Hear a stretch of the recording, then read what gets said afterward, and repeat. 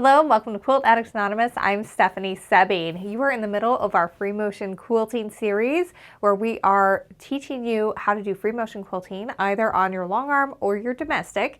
And this is a really fun, fabulous class because we're taking 4 really basic quilting stitches and showing you how you can modify them to create an infinite number of possibilities for your quilt so you can look like a fabulous quilter because you will be one.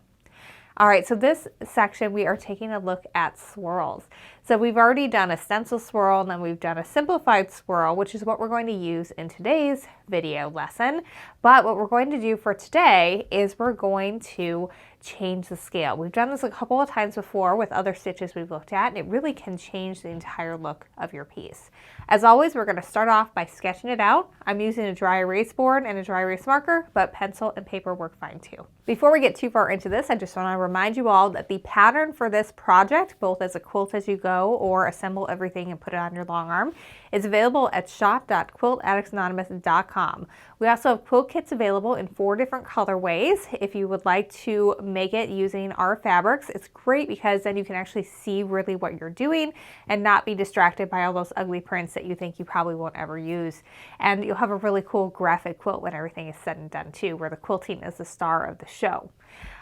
Also, we have stencil packs that you can get that come with a pounce pad, so that way you can get the muscle memory down and then be able to customize everything as we go. All right, so we've done this for our previous 2 ones where we're changing scale, where I've just used the walking foot to stitch up and down. So when we go to our sketching, which is what we always start with, so that way we can build our muscle memory, learn how to make our way around the quilt, and because those things are so key. Like when your brain just is trying to make you think about where to go next, it becomes harder, and that's when it doesn't look as smooth and as natural. But when your body just knows how to move the quilt or how to move the long arm, so that way you can create that, that's when you get that effortlessly natural feel. That's why when you're going to look at my samples, the ones on the long arm are going to look a lot more polished than the ones that we're doing here on the domestic, because I do the long arm all the time and I do the domestic pretty much when I'm filming tutorials. For you guys, I don't do too much quilting on it. So it just is a different thing. But it's always good to start with a sketch, because then you can build that muscle memory using in this case, dry erase board and a dry erase marker, or you can use scratch paper as well. All right, so we're going to do a smaller swirl in the outsides and a bigger swirl on the inside. So this is not to scale, but I want to kind of just do that simplified swirl. I'm kind of working my way around. And in this one, I am kind of going side to side. Sometimes when you're filling in these weird spaces, you really don't have a lot of options. And then I'm just going to do a little squirrely cue coming down to the bottom. And so that filled in really nicely. So that was very small. We want to get bigger for this section. So we're going to do bigger swirly. And I'm going to fill in that whole bottom and then kind of work my way up. And some of them end up looking a little bit more swirly than others, and that is okay. Your point here is not to make a perfect swirl. Your point is to learn how to work your way around the quilt. All right, so now we want to try to match the scale of our originals, which is these tiny little waves as we go around. And you can kind of get a little creative with how these move around your quilt. The point is to have more of a point when you come to the center and you learn how to work your way around. So I want to finish out at the bottom here. So I'm maybe going to be able to get one more. Then we'll do a wavy line back down to finish that out. So now we're going to do this with thread and our sewing machines and create our different scales to see how much that looks. All right, so I'm just going to start finding that rhythm. That's always the first thing you have to do, no matter how long you have been quilting on your home sewing machine. Anytime you're working and you do not have a stitch regulator, you're going to have to start by figuring out what my rhythm is going to be today. You got to figure out how fast you're going to go for this stitch, for this scale, so that way you can get a decent size of stitch length that is pretty consistent as you go around. And I usually like to stitch maybe a couple of spaces in the center, so that way it looks nice and pointy and we don't end up with big stitches coming out of that, because that can easily happen. All right, so I'm kind of doing like a top row and then like a second row. That one didn't turn out too swirly. It's chatting too much. It happens. And these are really tiny. It's going to take me some time to fill this in. This is not a scale you would probably want to do your entire quilt on. But it's fine for fillers here and there.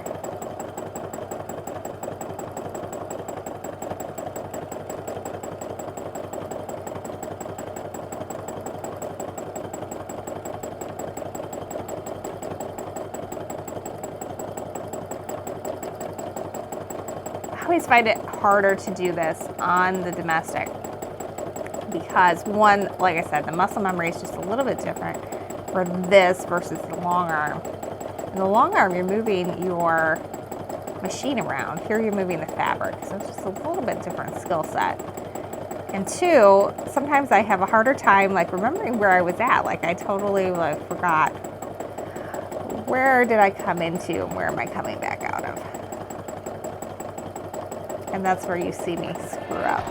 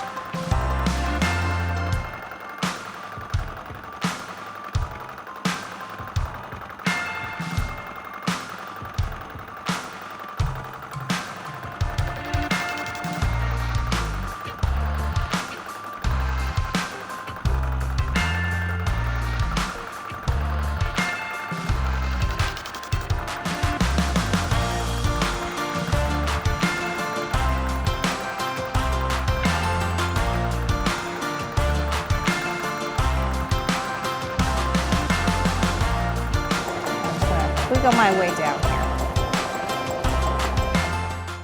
All right, it's a good time to take a pause whenever you get to the end because we just did a lot of really tiny stuff. It took a lot of mental space, at least for me, because it's not used to doing this on my domestic. I'm much more acclimated to my long arm. So it's going to be different when you're watching the video up top in terms of the quality for sure. So now we're going to get in and we're going to do our bigger swirls. And so for this one, I want to really concentrate on having nice, big, smooth curves.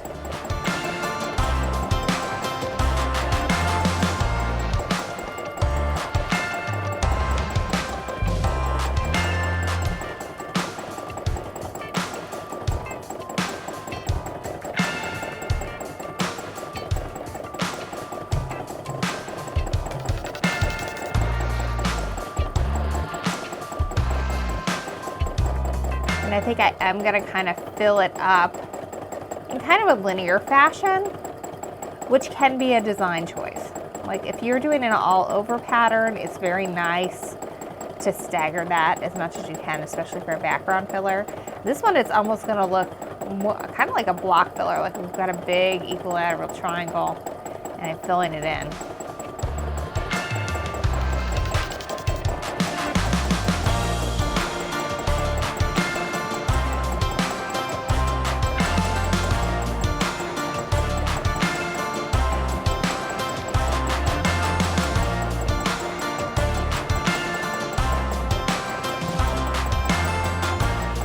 All right, I probably have room for 2 more, so I have to keep that in mind as I'm making the size of this circle, because I want them to all be about the same size. So I don't want that last one to be super tiny and look off. So if I need to make this a little smaller, then now's the time to do that.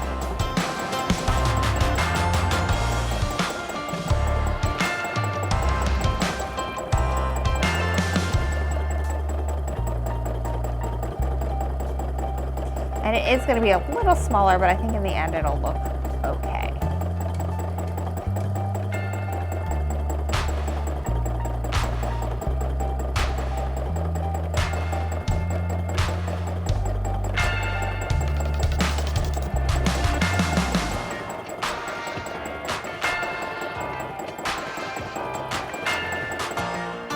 Speed my sewing machine up a little bit because I keep wanting to move my hands faster. I find when you're doing big curves like this, sometimes it is easier to just get going at a little bit quicker pace in terms of how you're moving around.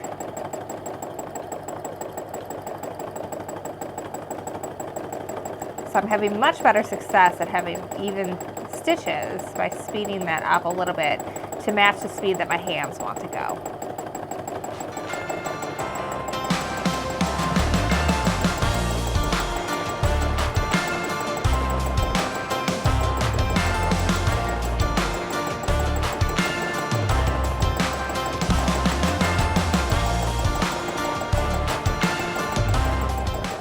We want to make sure we're filling in all the way to the edge of the block on this one.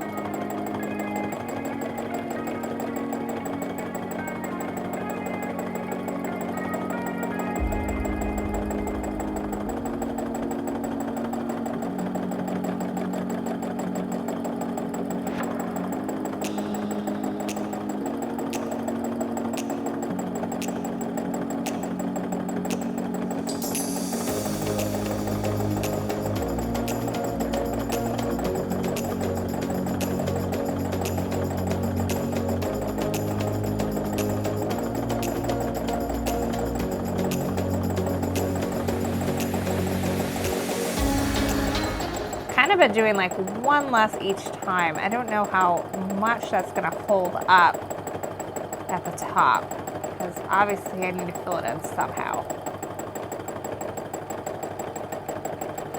So far it's worked out that way.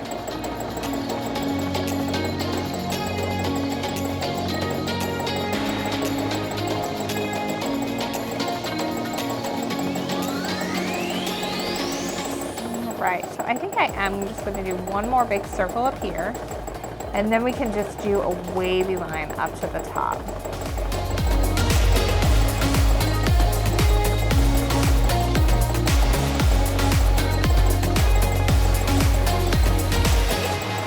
Okay, so we're going to do a wavy line up to that point. It's looking nice. All right, so now we're going to work our way back down here, and we're going to try to match the scale of what we did over here. I think I'm going to keep that faster speed that is working better for me.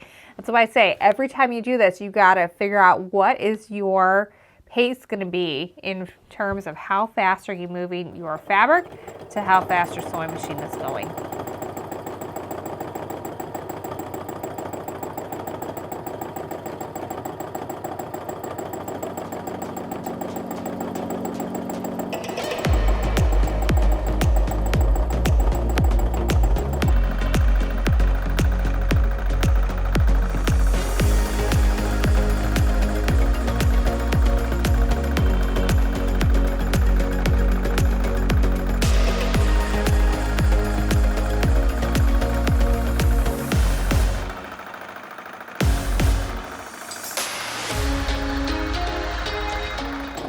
Down, start another row.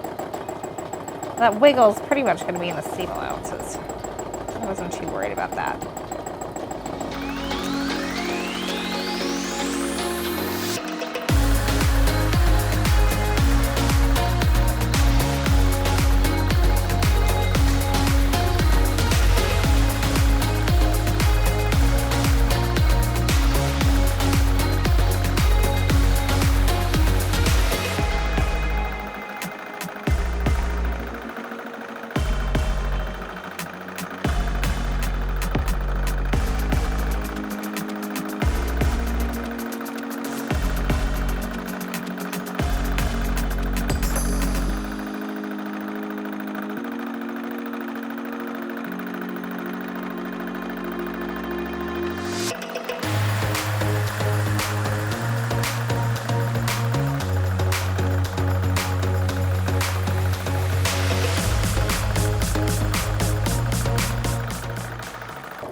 got space for maybe one more, and then we're going to do a wiggly line on down to that point.